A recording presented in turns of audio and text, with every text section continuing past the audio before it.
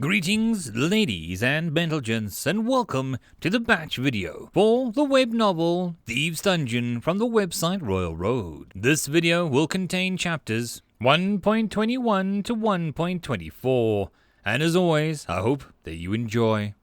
Chapter 1.21 Moonlight. Iber, son of Rusk, was no warrior. The terror of being surrounded by the enemy, of being in their home, was in him like a paralyzing weight that lay over his heart, pushing down on every pulse. The thought of what his father had given him to buy this one chance of freedom made his legs weak. He was like a mouse in the city of thousands of cats. Of course, he was scared. Delving into the sewers had been half a choice. The shaman had told him to seek the dungeon in low places, and half a necessity. There was nowhere else a free orc could hide. So down here he lived with filthy little nest hidden in an alcove. Venturing out to scrape mushrooms from the walls, they grew everywhere here, blooming in great clusters and covering the tunnels with thin fuzz yellow lichen. He was close. He believed it with all of his heart. That there was only so much courage in him, and he only ventured so far from his nest before scurrying back. It was abandoning caution to get him into trouble. Iber was further from the nest than ever before when he heard voices. Everything in his body told him to flee, but he inched closer, peeking around the turn in the tunnels. 7 dwarves were making their way through the damp and gloom, their way lit by the crystal lamps mounted on their helmets. Iber listened as they chatted and heard the word dungeon. His heart stopped. Instinct said to retreat, to go back to his hiding place, to avoid the strange and likely unfriendly people. But they were looking for the dungeon too. After 3 days, Iber had no trail to follow, no ideas of what he might be searching for. The dungeon was more a concept than a real thing to him. If he'd been told it had all been a fairy tale, a made-up place to comfort young orcs who thought there was nothing out there for them but a life of slavery, Iber would have half believed it. So when he heard the word dungeon, it was a spark of light to follow in the darkness. As the dwarves proceeded around the bend in the tunnels, Iber hurried to follow them, moving as carefully as he could along the little embankment to the side of the sewer's flow to avoid splashing about noisily. He came to a turn and, nothing. They were gone. In disbelief, Iber hurried forward, and something cracked around the back of his head. Out of the shadows stepped the dwarves, one of them brandishing a cudgel and another pointing a crossbow at Iber's skull. "Runaway slave, looks like. Young, too," the one in the lead commented, nudging Iber with a boot as the boy lay on the ground, his head spinning. There were white stars and pain blotting his vision, but even so, he could see there was no kindness in the captor's eyes. "My brother works up at the quarry. Said there was a runaway. Big fight, too. Bloody. One of them had no nose. In the gloom, the open wounds of his nostrils were pits of shadow, his teeth yellow, his face like a bearded skull. We could return him. Could be a reward in it. No, I have a better idea. On your feet, boy. You're going to help us a little, and then we'll let you go." The one with the crossbow gestured for him to stand up, and Iber did, albeit dizzily. The point of the crossbow bolt followed him, then swayed and stumbled. But as much as his senses had been knocked out of him, Iber didn't believe for a second that they would really let him go. "Forward march, boyo." There was no option that I wasn't tempted by. Rat Queen related most to what Argent had been doing, organizing her little crew and the ring of thieves. Mongoose was promising, except for the line about being a foe of snakes, and would make her a little better able to stand up for herself in a fight. But both of those were rather easily dismissed in light of the other two. Ratal barely deserved a glance. No, the choice was either Argent would be better served by the ability to walk in the shadows and amongst humans, or dance in the moonlight. Both choices hinted at magic, shadow, and light, and my dungeon lent itself to either. This would be the first time a minion naturally developed magic, and the possibility excited me. Shadow magic again seemed to be most directly useful to helping Argent carry out her current role amongst my minions. But moonlight magic, I didn't even know what that would be. Which wasn't a reason to discount it. It was hard to judge an unknown, but that didn't mean that I couldn't try and puzzle things out. The sun was associated with fortune, with luck and wealth. Moonlight, if the moon was the sun's opposite, might be misfortune and loss, an interesting combination. And, on the other hand, the moon might have more to do with water, as it is controlling the tides, or with illusions. I decided to give up on that line of thought as I wandered into pointless speculation. No, more telling was the fact that the shadow raccoon only had a chance of developing shadow magic, while the moonlight rat seemed guaranteed to learn it. That alone was a major reason to select moonlight.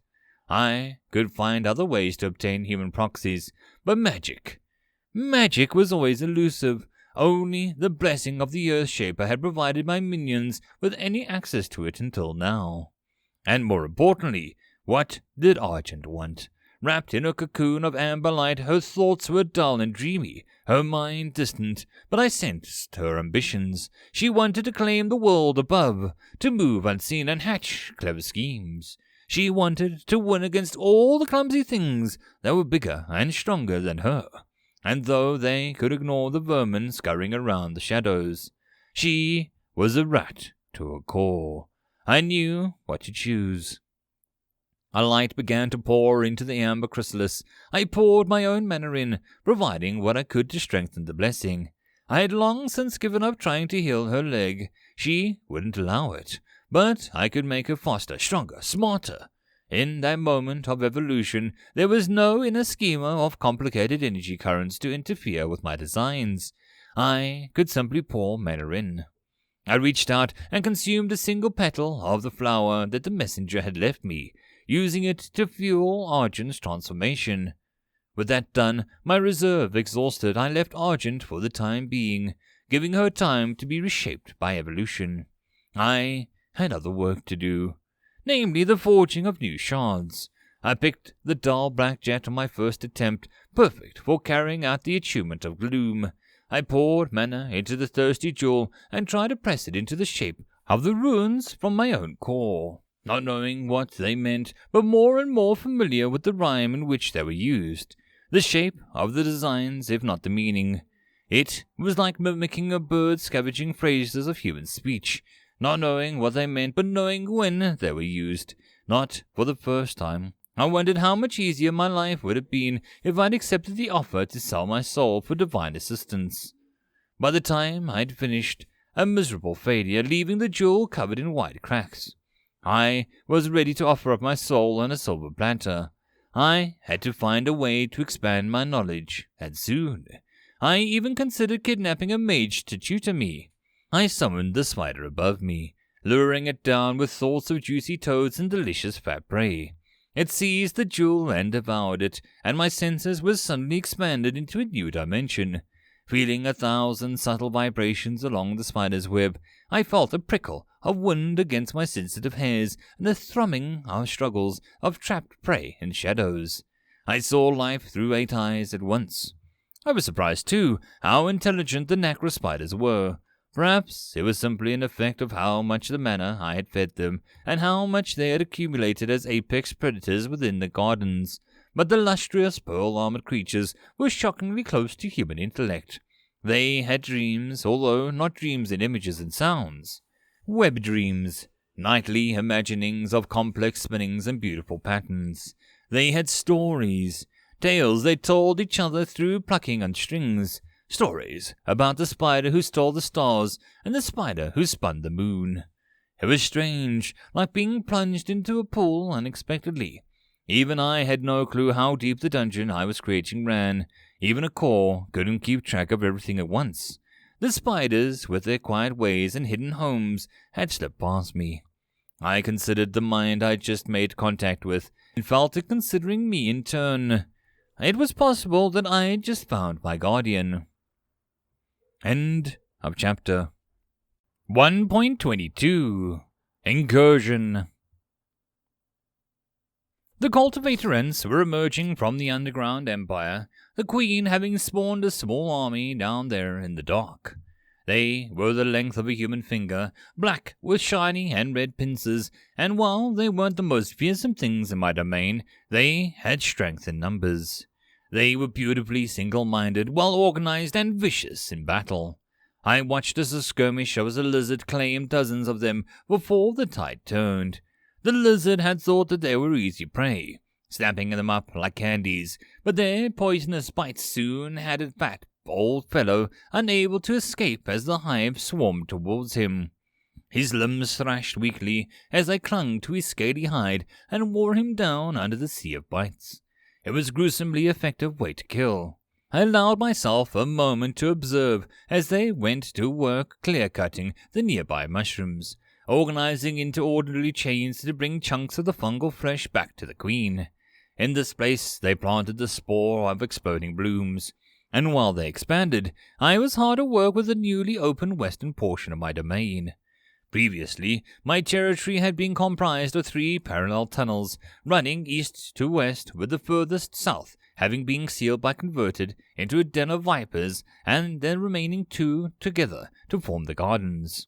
To the east, a breach in my walls gave way to a realm of fishermen's spiders, a dense cluster of mangrove trees spanned by enormous webs that existed in the island as the heart of the lake.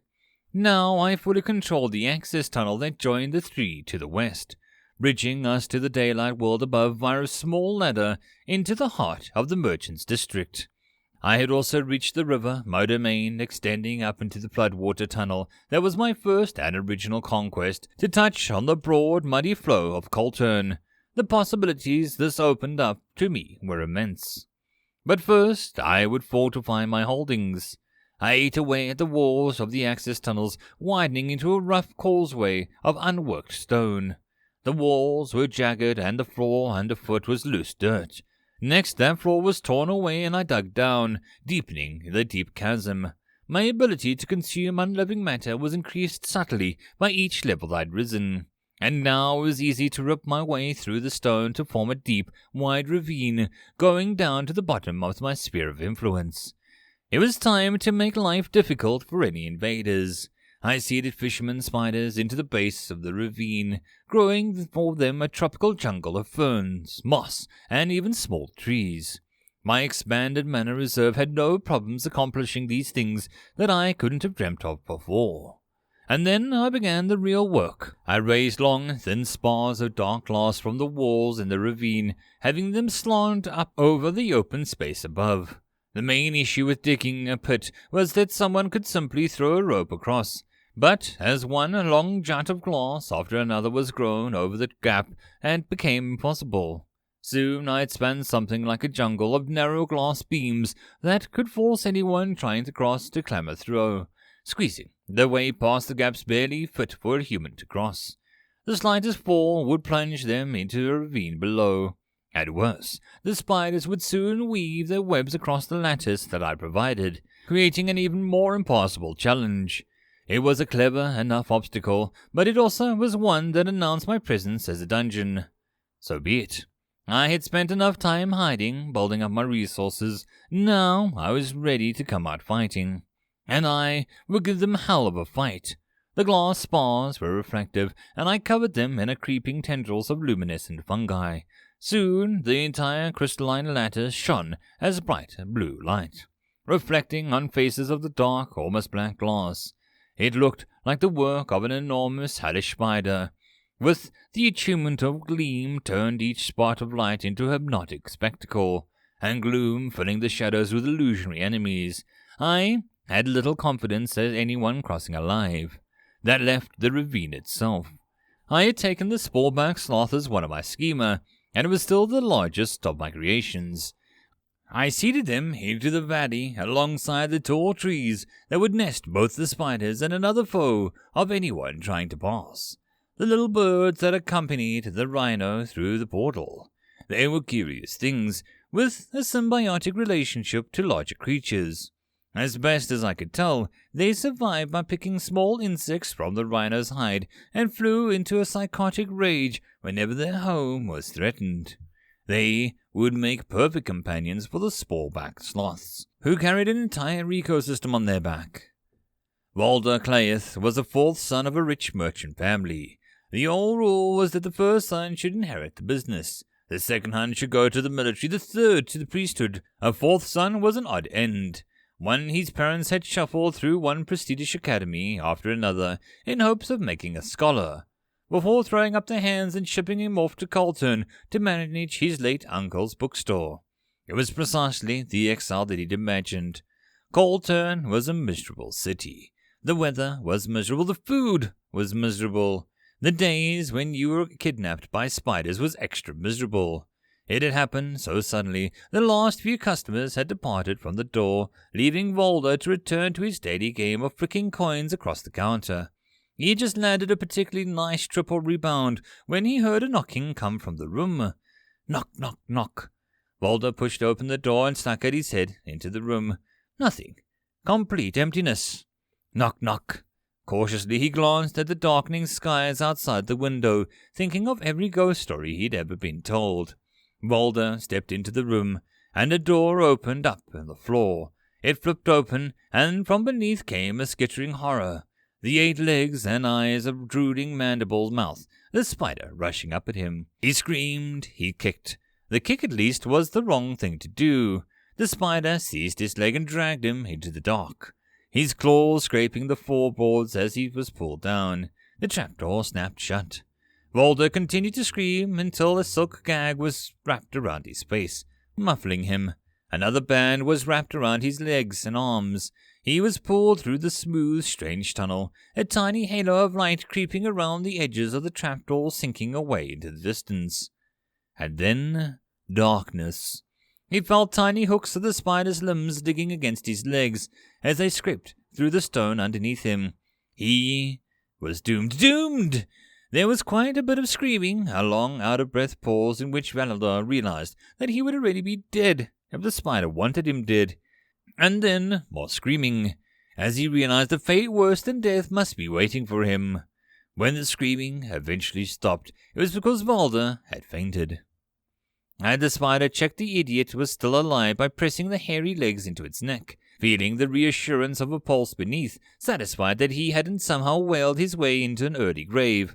I commanded my newest minion to draw a drop of his blood with his mandibles, letting it splash across my surface. The amount of poison injected into him with the bite was, probably insignificant. And then the world began to fade. By now I was very familiar with the pomp and circumstance, humming impatiently as the massive tablet of stone slowly descended into the arena of the void where we'd fight our mental duel. The newcomer gaped and stared like a fish. He had been unarmed. Listen here. Please, by the gods, have mercy on me, please. Yes, I'm trying to explain to you how you can survive this. Anything. Yes, shut up. There was a gratifying, blessed silence, which was odd because, if you'd recall, this was mental communication. The boy had as much going on in his head as the average rock. I'm going to make a contract with you. If you resist at all, my spider will kill you. He opened his mouth, closed it, and then nodded continuously. You may stop nodding now. Between Volder Clayeth and the Nameless One, the contract shall be sacred. Volder Clayeth shall stop making annoying noises. He shall never tell anyone of the Nameless One's existence. He shall do as he's told. In return, he will not be eaten by spiders. The contract was gratifyingly one-sided. Just like that, I had claimed a lair in the center of the city. The only problem was, as my senses returned to the real world, I realized that the city had come for me. 7 dwarves and a single orc were prodding into the edge of my territory, examining the newly forged ravine with the web of glass. Oh, this was going to be fun. End of chapter. Chapter 1.23 Relative Mercy. The dwarves were examining the jungle of glass that I had woven over the ravine, and swiftly decided that they wanted nothing to do with it. It was a good choice. The fishermen spiders were already beginning to crawl through the tangle of glass, weaving their own webs across the spars. And no dwarf would willingly try to scramble over a rail-thin bars suspended in the middle of a bloody air while spiders tried to bite off their heads. No, the self-respecting dwarf stuck to the solid ground, and that meant descending into the ravine. One of them leaned down, digging a stick of incense from his boot. I braced myself as he lit up the firestone pendant. "O ancestors, remember this unworthy child and guide him still," he mumbled, and a rough prayer, combined with the rising smoke of the incense, sparked a wave of magic, sweeping across my territory. I was restrained by ethereal cloud of mana rendered inert, and being a passive observer while filthy little insects crawled closer to my core was never my idea of a good time. I'd promised to kill them, but I was going to do that anyway. I added, find some fates worse than death to my checklist to things to do once these pests were out of the way. Holding the burning incense high like a talisman, they pushed and prodded the orc towards the edge of the cliff, forcing him to go first. His participation in this was clearly less than voluntary, but with a crossbow pointed at his throat, he had no choice but to begin scrambling down the slope, his clumsy feet sliding and upsetting stones from the loose dirt of the cliffside, sending little avalanches of dust puffing out as he struggled downwards. I was curious, though. He wasn't like the dwarves or humans I'd met before. They had dense, complex webs of mana within them, too complicated for me to memorize and recreate. His inner workings were relatively simple, and the mana within him was dungeon mana, dirtied with background aether and other sources, but undeniably a clear, ethereal energy of a dungeon. His struggling was like a dinner bell ringing to the spiders that lived in the caves and crevices. They came, crawling out, erupting in skinny limbs that hauled dark, fat bodies from dark reaches of the ravines. There was a song of a crossbow string, and a bolt flicked through the air in a trail of silver, piercing into a spider's abdomen. Now the dwarves came, sure-footed, on the slopes of the brandishing clubs, short, broad-bladed swords, even a rusted pickaxe. They were clumsy tools and wielded by clumsy warriors, but they got the job done. Vile, yellow blood splattered, the pickaxe cleaved through the spider's head. Bludgeons broke limbs, knives slashed open eyes. The fisherman spiders were not fighters. They were forced back step by step, and began to break, then retreat. The dwarves pushed through the remaining resistance into the next leg of the journey, entering the green zone at the base of the ravine, where an enormous ferns and miniature trees made a miniature jungle, thick and still water, the air humid and buzzing with flies. The orc was leading the way again, being cuffed across the head and shoved forward when he tried to slink to the back of the group. Fear and sweat were clear on every aspect of his bloated pig-toed face. I wondered what dungeon would make its servants so ugly. It was a long, tense journey across the bottom of the ravine as they trudged through the mud and flora. The spiders were always shadowing them, always waiting for a chance at revenge. And the dwarves knew it. I could almost taste the fear in the air as they marched unknowingly towards the location of the sleeping sporeback, steadily approaching the first real hurdle. From a distance it looked like a mossy rise of earth. The birds sat on top of it, pecking aphids from amongst the fur and spore. But there was a complication that interrupted my savoring of their unwitting march towards death. On the far side of my domain, a second set of intruders had arrived. Adamant had spotted them from his usual post and hiding amongst the trees, dipping his feet into the water. They were moving amongst the crowd on the shore of the lake, and through Adamant's muddy vision I could see the bursts of frantic motion that could only be fighting. And they were blue. The inhuman tint of their skin was the first sign that I was facing more than a simple attempt at my riches. As I watched through Adamant, 3 of them broke off from the rest and dived into the lake, scything through the waters gracefully. As the closer they got, the more I could make out. They had long fins and back of their legs, and the fans on translucent material cresting their heads. Long tendrils swept out where their hair would be. They moved so elegantly under the water as the schools of belligerent real fish neared. One of them hurled a harpoon at the nearest of the fish, skewering it in the blink of an eye. With a single kick of its long legs, the merfolk landed forward and ripped the harpoon free, wielding it like an axe to hack through the 2 more fish. Behind him, the other 2 launched their own offences, one of them diving into the heart of the swarming fish with 2 blades while the other hung back, their fingers dancing in a way that I had come to associate with magic. But not human magic. No golden letters burst into existence around his hands. Instead, the water itself obeyed him, shooting forward in a stream that cut through the flesh and bone as if it were butter. These were no clumsy fools with more greed than sense. These were warriors. But I couldn't pause to appreciate them. Lying in the gardens, Volder Claes coughed up and groaned as he came back to consciousness. I beamed displeasure at the noise until the contract shut him up. After a few seconds on which the flimsy meatling began to turn blue, I gave a mental sigh, and silently swore not to be too annoyed by the breathing. He gasped as the contract loosened his grip on his lungs.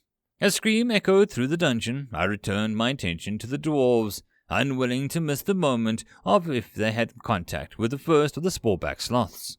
The birds had exploded into the air, swarming in all directions. They pecked and scratched with vicious glee as the invaders tried to shield themselves. The scream came from the dwarf without a nose, who was now missing something else as well, clutching a hand to his bleeding face as the bird landed atop a nearby tree with his left eye held proudly in its beak. It tilted its head back, it gulped. The eye was gone. The sporeback sloth rose. Unlike the one that I'd sent out into the world, which had to be able to navigate the cramped sewer tunnels, this one was the size of an elephant. It let out a long, lethargic cry, almost drowning out the dwarf screams of, "Not this fricking thing again!" And then the dwarves were struggling to fight off the flocking birds with the flashing feathers and slicing claws, and the sloth swept out one long arm, claws the size of scales smashing into the unlucky little bastard who tore him into a spray of gore. Another was merely clipped and bowled into the ground, screaming as he clutched a wound that swept across the entire length of his chest. It wasn't long before he too was dead. Birds descending upon him until all that could be seen was a small hill of feathers and wings. "Retreat!" the leader screamed, but the fishermen's spiders were right behind them.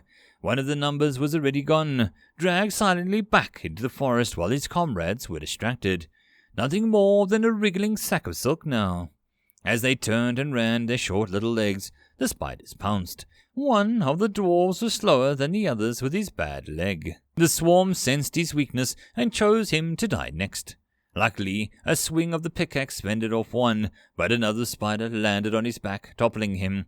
The venom-laden mandible sunk into his neck.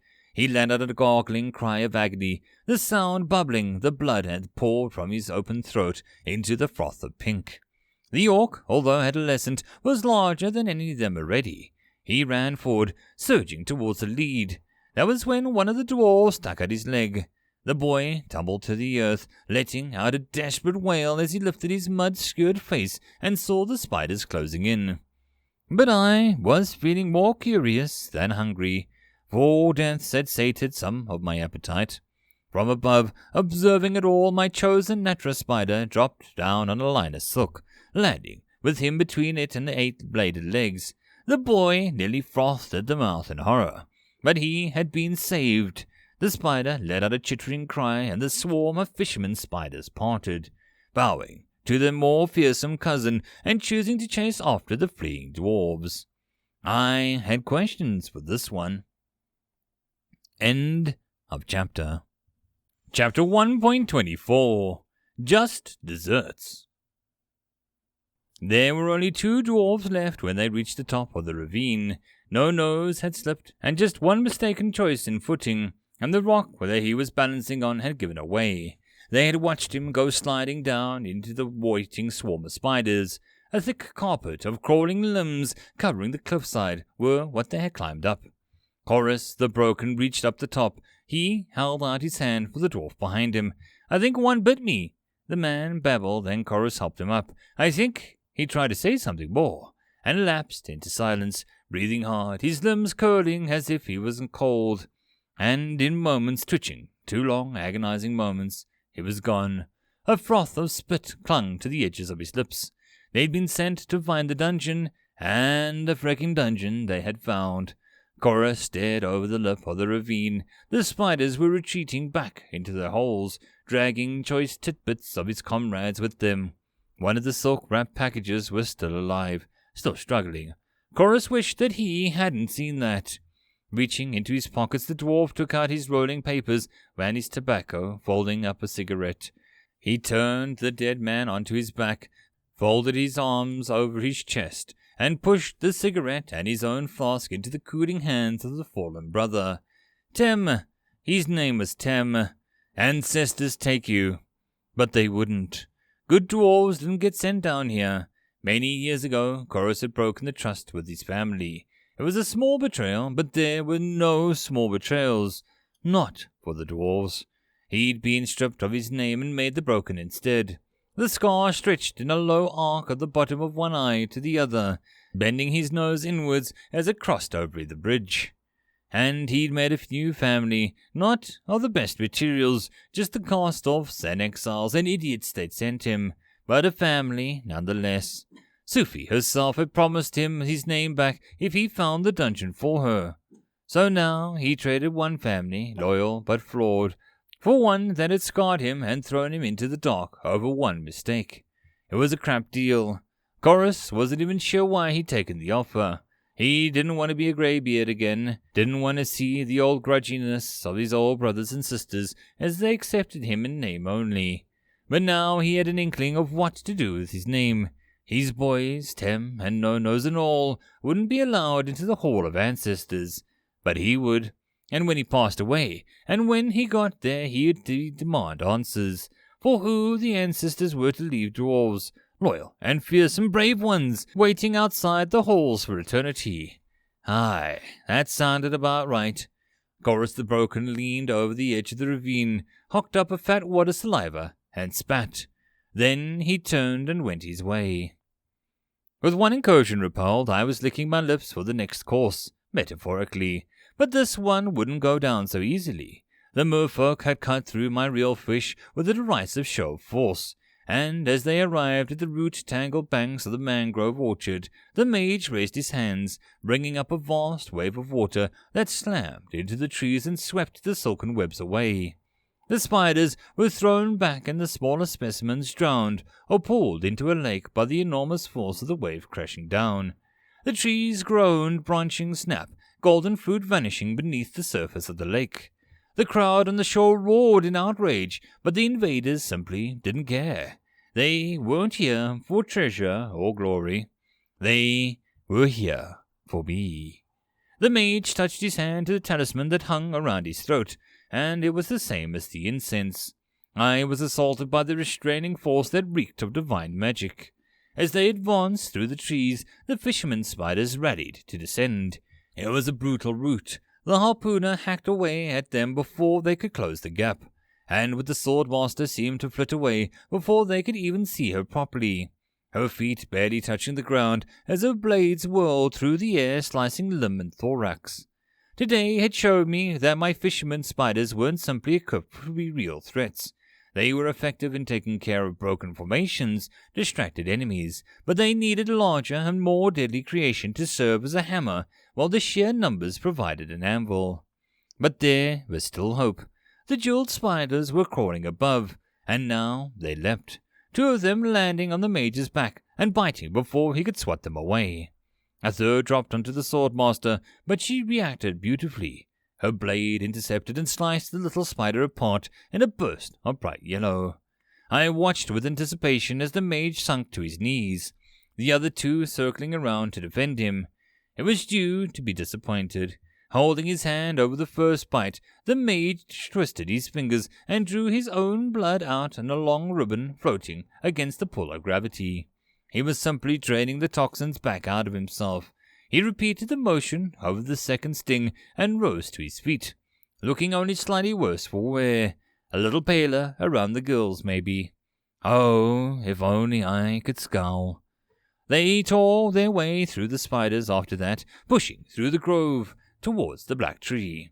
I had already ordered Adamant to retreat once they were in my territory, and I no longer needed his eyes. But I waited, wanting to see if the tree would attack. It had always been a sinister presence in my dungeon, and an unknown even to me. This time it stayed still as the invaders marched past. Maybe it sensed that they were out of its league. Either way, it would be up to me and my remaining creatures. I sent waves of anger throughout my domain, rallying the snakes hidden in the grass, the real fish lurking in the pools of the garden, and the cleaver spiders in the hidden places. Adamant stood with the glass golem and the moss lion. I hesitated, and reached out to touch Orum's mind. He was still sleeping, and he had been since the incident. Waking him seemed dangerous somehow, if he needed his time to heal, but I couldn't take risks, not with such powerful enemies at my doorstep. I nudged him, just slightly, with a mental urge towards caution and readiness. There was no response. Worried for both him and myself, I returned my focus back to the gardens. The mage unbottled a clay jug that sat on his hip, drawing out a stream of water that curled into a sphere in the palm of his webbed hand, and then the swordmaster stood poised. In a corner, Voldeclaith hid his head and his hands and silently prayed. The glass fawn stepped forward first, eager to meet the intruders with his spear. The harpooner recognized a similar weapon in spirit for battle, rushed forward to meet him. If he thought he would get a fair fight, he was mistaken. A necrospider dropped from the ceiling, opening its trap-door to reach out with two-bladed limbs and slice the merfolk open in a brilliant double arc of red. He froze, his momentum having thrown him through the razor-sharp legs, and his head toppled from his shoulders. The mage let loose a razor spray of pressurized water, swatting the spider from the ceiling. With its pearled armor, the creature survived, but landed on the floor, upside down with limbs flailing. The swordmaster rushed forward to stab it. That was when the glass golem lunged in, its spear intercepting the sword stroke, and like that they were dancing together, her blades flashing and flickering through the air in waving blurs of silver, sparking as they struck the fawn's glass flesh. Cracks spread across the reinforced material with each blow of the lithe blades hammered home. The golem sought her with the spear, but she was always a move ahead. There was something supernatural to the way she moved. Her feet would float above the ground, a half-dozen sword strikes passing in a moment before she touched down again. When she did, Adamant was waiting. He plunged both fists into the ground and took control of the soft soil where she landed, causing it to lift up and entomb her foot. The glass golem's spear plunged forwards. She bent unnaturally, bonelessly, and striking passing overhead, and her blade whirled low, slicing the grasping earth away without harming the limb trapped within, and came high again, completing a first circle that hung in the air as if an after-shadow of silver. The glass golem's spear went flying into the air. In a heartbeat, she had lunged forward and swung at Adamant's head, looking to eliminate this threat. His flesh turned to metal even as the blade passed through the rough stump of his neck, freezing it halfway, more of his body wrapping around the blade to immobilize it under a coffin of steel. His fist swung out and made a brutal concussive contact with her face. She reeled back, her nose broken, one of her swords left behind. From behind, the funky golem lunged, reaching out with its paws. She caught it with a backsword stab, piercing it through the throat, but sheer weight brought it down anyway, forcing her to her knees as the claws raked her back. A scream left her throat, and a bolt of water from the mage hammered the lion away, feeding her before she could finish the job. The necrospiders were coming down from the nests surrounding the two. The mage seized the water from the nearby pools, whipping it around him, but it did no more than force a heavily armored spider's back, costing a few limbs but no casualties. Adamant yanked the blade free from his throat as the steel turned back into the earthen flesh. The lion came up to its feet. The fawn lifted the spear again. It was round too. She was bleeding heavily from her back. Her face was bruised and battered. They had beautiful purple blood. But I don't think that they found the sight of it as fun as I did. An unspoken agreement, they turned to run. The swordsmaster rushed ahead, blade slicing, opening up a path that the mage followed through, while hurling bolts of water behind them to hold back the three golems. Adamant reached out with the earth again, and the mage tripped over, even as his pressurized spray cleaved the golem's head off his shoulders. The swordmaster turned, ready to recover for her allies. The spider crawled towards him, but she was already 1 foot through the breach, and she was directly beneath the sinister tree. A tendril dropped from the branches above, ready to snag her throat, but a blade danced up overhead to slice through the leafy noose. Before her blade had completed the cut and returned to the guard position, the glass forward lunged forward and hurled his spear. Unable to deflect, her eyes went wide with realization in the split second before the inevitable, when her whole body stiffened in shock as the spear plunged through her midsection. More tendrils descended, hauling her barely living body up. On the ground, the mage was struggling to rise. The earth beneath him had turned into a heavy, clinging mud, binding his hands. The lion stepped forward and sunk its teeth into its throat, and a twist of its head, and the body went still. Balder, still there, was screaming in total silence. End of chapter. And that concludes this batch video. I hope that you enjoyed. If you wish to support the channel, there are numerous ways to do so down below. Until next time, I hope that you all have a good one, and I'll see you all in the next video. Cheers.